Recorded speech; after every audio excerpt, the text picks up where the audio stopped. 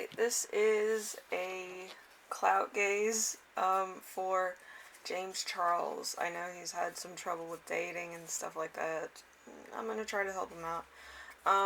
So, this is going to be a long-winded type deal for his, for other things that he's good at, as far as jobs are concerned. His legacy actually transcends further than I believe even he knows. So, you know, we'll get to that at the end. He has a lot of symbols too. He has a lot of, like, different things.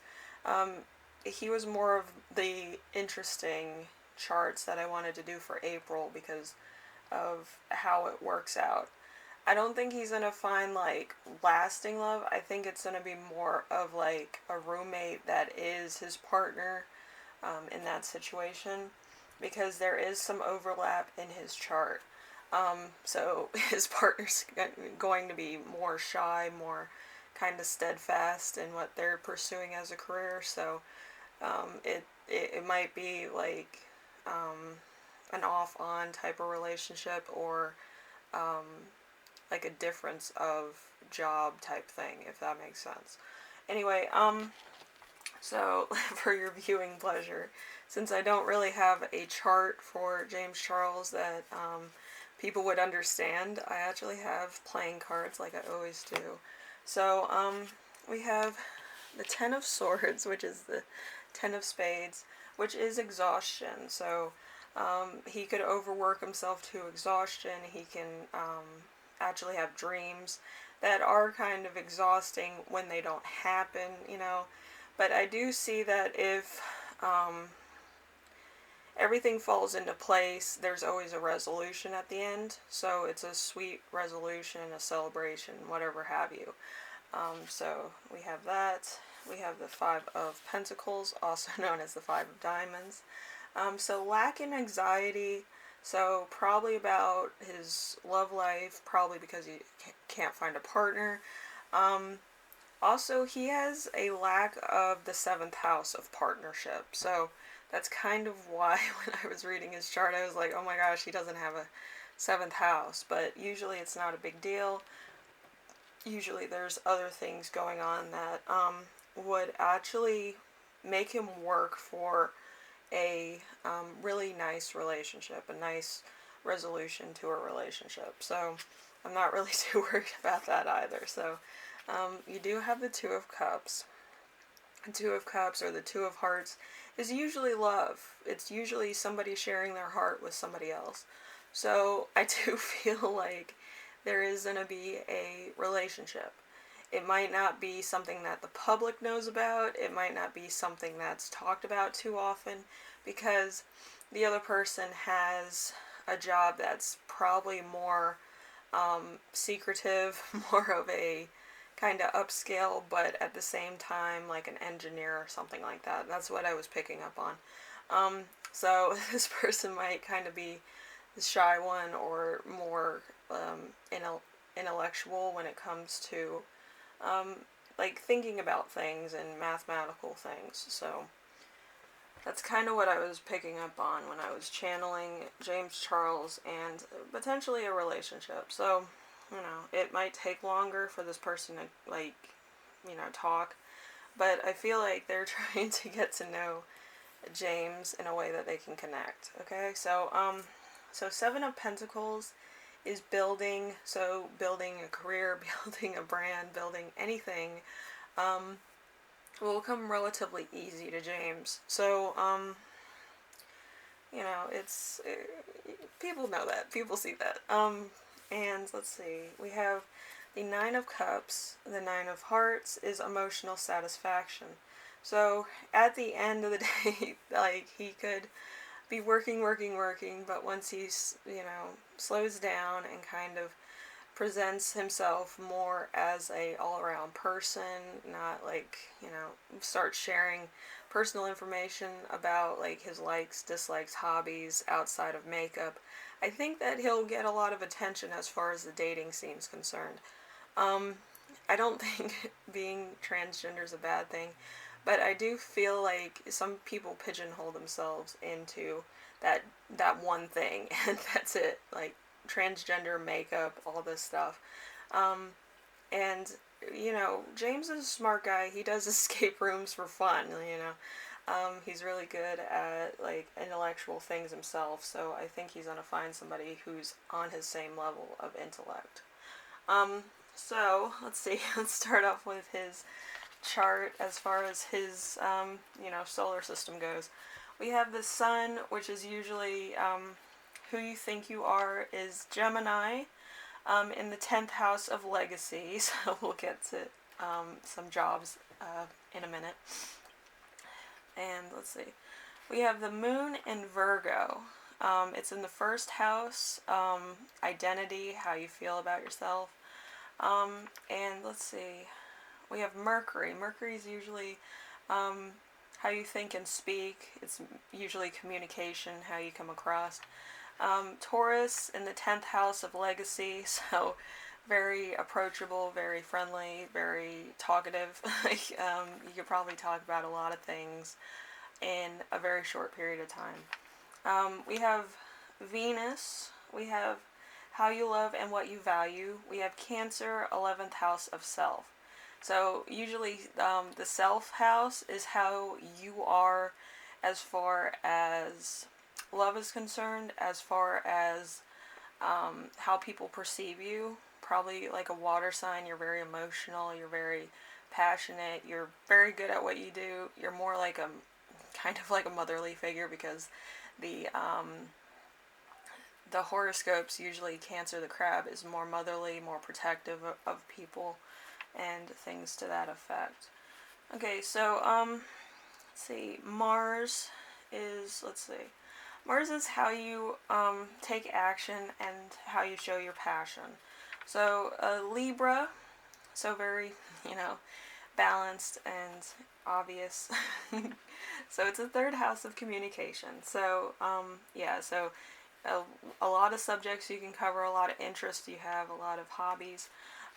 You can probably talk for days with people. That's probably half of my friends. So it's not unheard of. Okay, so we have Jupiter. Jupiter is your luck and where you expand. And it's in Aries, so it's the 9th house of beliefs. What you believe is very close to you. It could be that, I'm not trying to be funny, because a lot of YouTubers are like, I'm building a cult, but with the 9th house and the 9th house's beliefs, usually, that would be the point. I'm going to say, like, people know you, like, you're world renowned, so that could be a bit of a hassle. Like, you could basically be one of those evolution churches. Like, that's how big your celebrity is. So it's big. And then we have Jupiter. Let's see. Jupiter had like a little bit of a like comma and like a line. So this could be to the point of going higher than you thought you would, as far as like career or expansion is concerned. So we also have Saturn. Saturn is discipline and responsibility. So Taurus in 9th house of beliefs. So again, when you need to say something, you're going to say it. And try to come across as sincere as possible. But I do feel like discipline in general is trying to inform people of how you perceive things and how people might kind of assume or perceive your beliefs as something very different. So you need to speak up a lot. So it doesn't surprise me, to be honest. So we have Uranus. Uranus is your uniqueness, where you don't fit in. So it's kind of like that oddball kind of thing. So it's in Aquarius. So it's basically in its home turf as far as houses are concerned. And usually in tarot cards, It would be the Fool that sets out on a new journey, or the Star that has hope for the future. Okay, so it's two very good cards. My tarot cards, when I do an interview with them, they say that I'm the Fool, but it's because I dream big. Okay, and the Star usually brings hope to other people, is charismatic, wants everybody to feel valued, and I believe that's what that is about. Alright, so we have Neptune. Neptune is your hopes and dreams and imagination, which is also in Aquarius, the 6th house of responsibilities. So, again, very down to earth. You want to create different things, you want to imagine different things, you want to see the world through kind of like a world of a different type of art, you know. So it could be a unique way of showing your responsibilities, hopes, dreams, and other features. So it could be your work, it could be your nature in general. You could be very, you know, A-list or very B-list or very down to earth.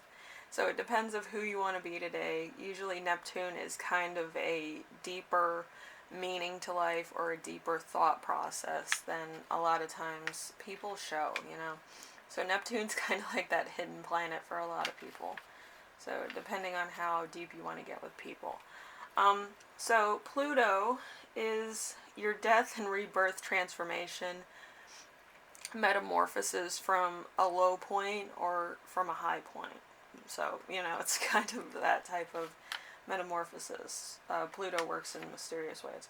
So it's Sagittarius in 4th house of roots. So where you came from, how you were raised, what was available to you, resources as a kid, and what you were denied as a kid. So it's like you're rising above a certain issue that you had as a kid, or being brought up in a certain situation, and actually making your own way in life without really putting those standards on yourself to be successful, but to kind of hear people out. I feel like, you know, a lot of people that are in a community of a lot of people, they get certain assumptions and things like that, but I feel like it might be a much needed thing in your life. Like, you might be dwelling on it. Maybe your love life, maybe something else. But, yeah, you're dwelling on stuff you can't have, like, in a snap of the fingers.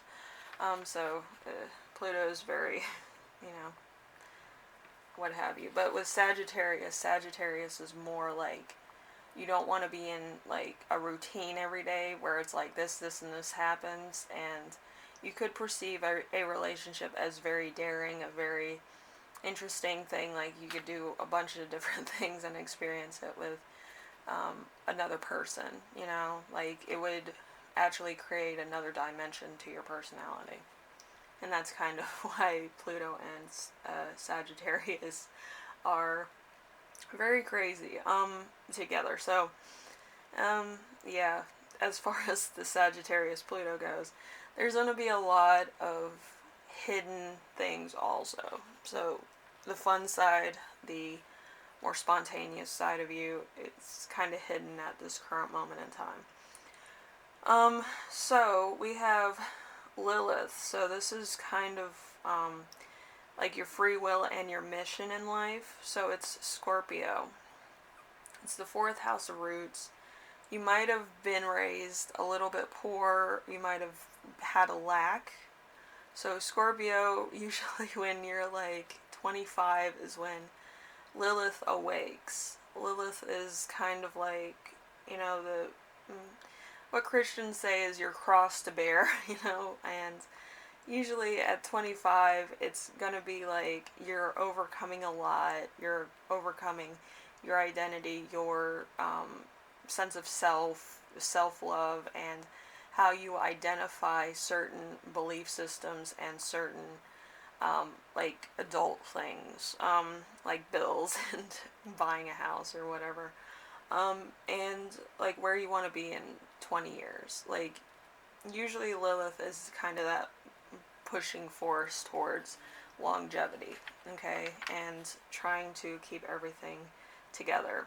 With Scorpio, it's going to be more of a financial burden.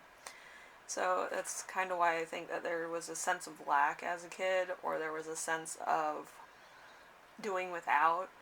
A lot of times, like, other people probably were doing this, that, and the other thing, and actually having a fulfilling life, and you had a sense of lack there, so you're trying your best to get everything, like, your ducks in a row. So that's kind of what I'm picking up on.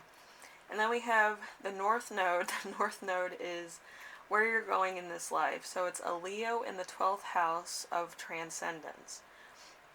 So you want to be a prideful, very, happy with your life, maybe a father figure, maybe a mother figure, I don't know.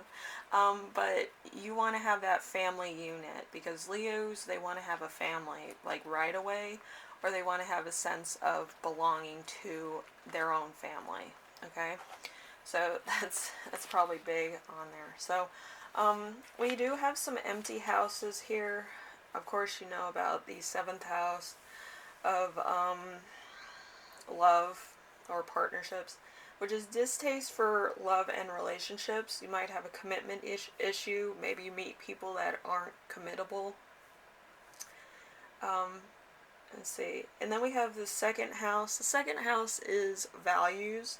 So feelings of insecurity and instability. So this comes from, just kind of having, like, this anxiety, like, you need to be like everybody else. You need to be a carbon copy. And usually people that don't need a love relationship or the 2nd house to begin with, they don't really need too much. Like, you're happy with, like, very small things or very, like, thoughtful things. Somebody could make you, like, a hand bracelet and you'd be like, holy crap, this is amazing.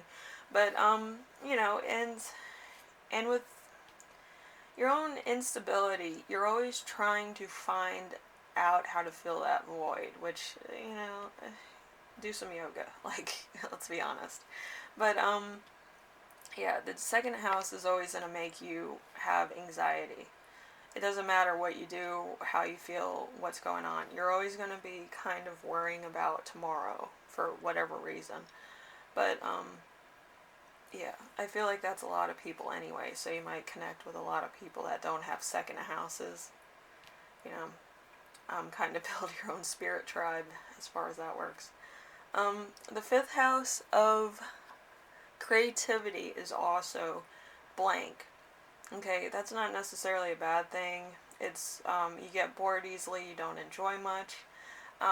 It's because you're more intellectual. You're not like, I want to create, a mural tomorrow. You don't want to do an artist thing. You kind of want to do, like, kind of bases where it's more generic, more mindful of what you're doing. Even with makeup, you want people to look good. You want yourself to look good. Stuff like that. You're more calculated. You're not like, oh, I'm gonna paint a masterpiece today. No, you're gonna mostly do, like, I am the masterpiece. I am gonna do stuff that makes it look good, or it's gonna cause kind of like a fashion type of thing, to inspire other people. You're kind of, more of a mathematical genius than you are a Da Vinci. But yeah, certain colors, certain things, you see it as almost like an interior designer sees, like, a room. Like, you're like, I need curtains this high, this short, this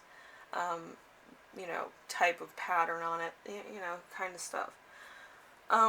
Let's see, number 8, the 8th house of intimacy was also empty. So it's a lack of fear of danger and death. So I also have that. I can go anywhere. I can be haunted by somebody and I wouldn't know. But yeah. Usually people that have no fear of death have no fear of consequences, I feel. Of actually, doing skydiving or cliff diving or jumping out of an airplane instantaneously, or gliding or whatever. But, yeah, you're not scared of heights. You might be scared of heights if you're climbing.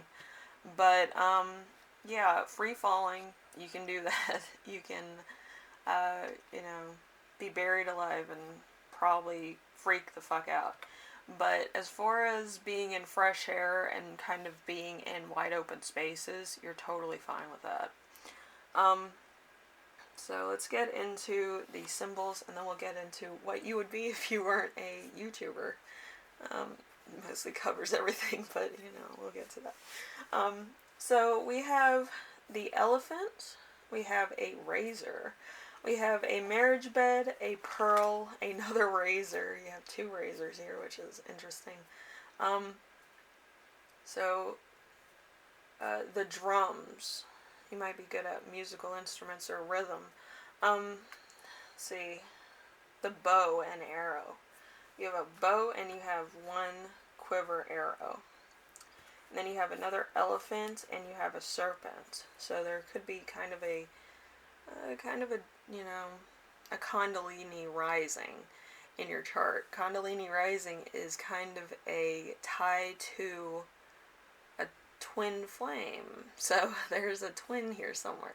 Not a soulmate, a twin. So there's somebody that works just as hard as you, but is on a different scale than you. So, like I said, it's probably going to be an engineer or somebody who's good in mathematics, but they kind of have similar, like, hang-ups, similar interests, similar things, but they just have a different career choice, you know? So, you know, you're probably going to meet that person pretty soon and not really realize it. But you might be like a very good conversationalist or have a lot of the same hobbies and a lot of the same philosophies about things. So you're going to meet that person soon. You're going to probably meet them in like 2 years' time, if I'm going to be totally honest. And if you go back for like either career in mathematics or in like, I think English, I think you might actually bump into this person. Actually sooner than later if you know, you're quote desperate as you say in your apology. But yeah, it's probably going to be 2-ish years before you meet this person out and about. But I don't feel like that's a bad thing. I feel like you might need to do some self-care and find out who you are as a person and how you're comfortable with being yourself, okay? So then you can attract somebody that's the same, okay? I feel like you might have some, you know, uneven footing at the moment. So let's get into everything that you can be if you weren't a YouTuber, which is interesting. So managers, critics, generals, university jobs, generals in people's authority, so like law and stuff, surgeons, lawyers, judges, swordsmen, fencers, blacksmiths, glassmakers, jewelers, people working with swords and sharp utensils, military professions, police, firemen, people working with orphans or orphanages, foster homes, stuff like that. Creative arts involving the use of fire and all types of other things. Rehab centers that help people that struggle with smoking, drugs, alcohol, obesity. Okay, so more like a coach there. And professions for self-improvement and reassurance. So you could be a very good like guidance counselor is basically what it is. But there's some other ones in the chart that I really would love to cover, but I only did the sun legacy professions. So the other legacy one would be in the chart after I get 1,000,000 views on this. But I just think that growing and changing into the person that you feel more stable with is going to take a lot of time. And like you might want to go back to school for stuff, you know, and that's cool. or you might want to try different things. Like, all these things are really cool because it's more of like serving the community in some way, or being more receptive to, you know, helping a large community in like either a charity or in a position of law protection or authority of some kind. You know, more like a mainstream job, but I feel like it would help a lot of people in that way too. So yeah, being a makeup YouTuber is just a small spectrum of how big the spectrum is on careers in general for James Charles. So, you know, anything you want to experience, basically, it's all intellectual stuff. So, which is fun. So anyway, thank you for watching. This was Clout Gaze. I always love doing these because, like, I used to do these in, like, middle school. I was one of those people that was, like, really into astrology and stuff, so I always love looking at these and seeing what people would be if they weren't YouTubers or celebrities. I might do a couple celebrities soon. I have a couple of requests. But, yeah, these are just a lot of fun, and it really makes people think, like, oh, if they weren't, wouldn't that be cool if we saw them doing that, or being a police officer, or being a surgeon, like they were my doctor. Like, I get a lot of DMs on that. That would be so cool to, like, see what people think about this, you know. Anyway, thank you for watching, and I will see you in the next reading. Hopefully this helped out in some way, shape, or form. I know 2 years is a long time, but, you know, you kind of have to, you know, focus on yourself, do some self-care, know your limits, and kind of, like, go over where you feel comfortable in certain situations, and as far as a intimate partner is. I feel like a lot of people kind of want to be in a relationship because they don't want to be lonely, and it's kind of like, once you get a partner, it's like, oh, this couple is, like, named something or whatever, but I do feel like it's about you as well. It's not just about the partnership, it's about you being your own person and them being their own person, and you two coming together to make a very, you know, dynamic partnership, okay? So, anyway, thank you for watching. I will see you in the next video, alright? Bye now.